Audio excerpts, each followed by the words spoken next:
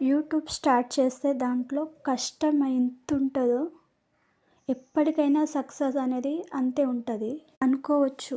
చాలామంది చాలా రకాలుగా అయితే అనుకుంటారు.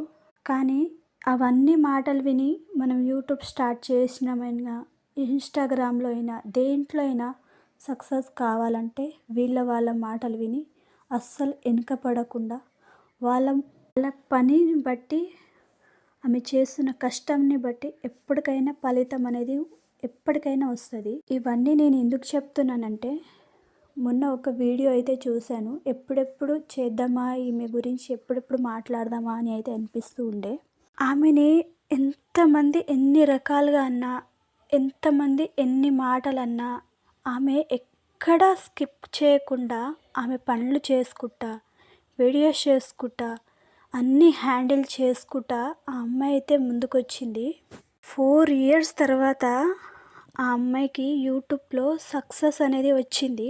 సక్సెస్ వచ్చినాక ఆమె చెప్తున్న మాటలైతే అసలు ఏడుపు అయితే వచ్చేసింది నాకు.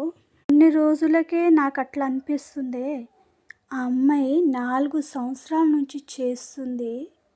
ఆమె ఎంత బాధపడి ఉంటుంది, ఎన్ని అవమానాలు పడి ఉంటుంది. కానీ లాస్ట్కి ఆ అమ్మాయికి సక్సెస్ అనేది వచ్చేసింది. ఇప్పుడు అన్నవాళ్ళు అందరు నోర్లు అయితే మూయించేసింది. నెలకు 50,000 సంపాదిస్తుంది యూట్యూబ్లో. అదే యూట్యూబ్ కోసం ఆమె పనులని మానుకోలేదు. ఒక్కొక్కరు క్రియేటర్స్ నెలకు 1,00,000 నుంచి 2,00,000 వరకు సంపాదిస్తున్నారు.